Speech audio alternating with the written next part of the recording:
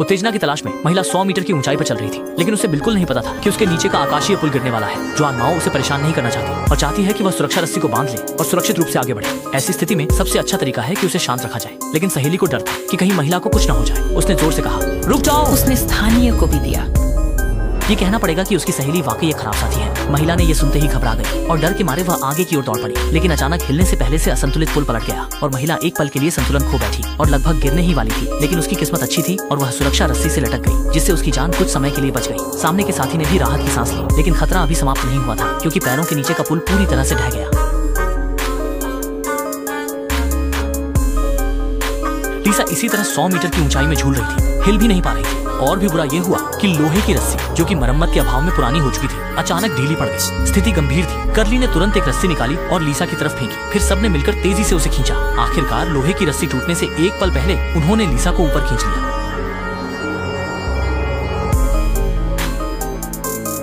वास्तव में यह रोमांचक लेकिन सुरक्षित रहा। अभी जो दुर्घटना हुई उसके बाद सबका पहाड़ की चोटी पर चढ़ने का मन नहीं रहा। अब सब यही सोच रहे हैं कि जल्द से जल्द इस भूतिया जगह से निकल जाए, लेकिन नीचे उतरने का एकमात्र रास्ता यानी कि पुल अभी क्षतिग्रस्त हो चुका है। कोई उपाय नहीं था। उन्हें पहले इस पहाड़ को पार करना पड़ा, यह देखने के लिए कि दूसरी ओर नीचे जाने का कोई रास्ता है या नहीं। सौभाग्य से चट्टान पर कई चढ़ाई की लोहे की सीढ़ियां हैं, आवश्यकता नहीं है, लेकिन नीचे 100 मीटर ऊंची खाई है। जरा सी भी चूक से वे बुरी तरह गिर सकते हैं, पर इस समय उनके पास पीछे हटने का कोई रास्ता नहीं है। बस सिर झुकाकर थोड़ा थोड़ा करके नीचे कूदना होगा। लीसा और जॉन माओ आगे की ओर रेंगते रहे। न जाने कितनी देर रेंगने के बाद लीसा ने अचानक डर के मारे देखा कि आगे की स्टील केबल अजीबोगरीब तरीके से टूट गई थी, जो उनके लिए स्थिति को और बदतर बना रही थी। अगर वे यहाँ फंस गए तो थकावट के बाद उनके लिए नीचे गिरने के अलावा कोई विकल्प नहीं होगा। मजबूरन लीसा और जॉन माओ ने अस्थायी रूप से फैसला किया कि पहले वे दोनों यहाँ से ऊपर चढ़ेंगे और ऊपर पहुंचकर लोगों को बचाने के लिए सुरक्षा रस्सी नीचे फेंकेंगे। लेकिन जैसे ही वे आगे बढ़े, मानसिक रूप से कमजोर जेड भारी सांसें लेने लगा। प्रेमिका हांफते हुए बैठ गई और उसका शरीर भी अनायास कांपने लगा। गंजा व्यक्ति उसे आराम करने और ताकत बचाने की सलाह देता है। प्रेमिका भी उसे दिलासा देती है और डरने से मना करती है, लेकिन बात खत्म होते ही चीड़ बहुत डर गया था। अच्छा हुआ कि सुरक्षा रस्सी का सहारा था। गंजा उसे ऊपर लाने के लिए बचाना चाहता था और कहा कि वह हिले नहीं, लेकिन जेदी अपने भय को नियंत्रित नहीं कर पाया और नीचे बहुत जोर से संघर्ष करने लगा, जिससे स्टील केबल वजन सहन नहीं कर पाई। अगले ही क्षण वह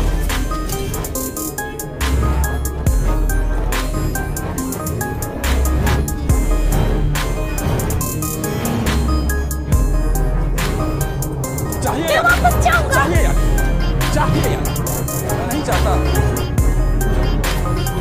ठीक है, तुम मत रो काला सरदार।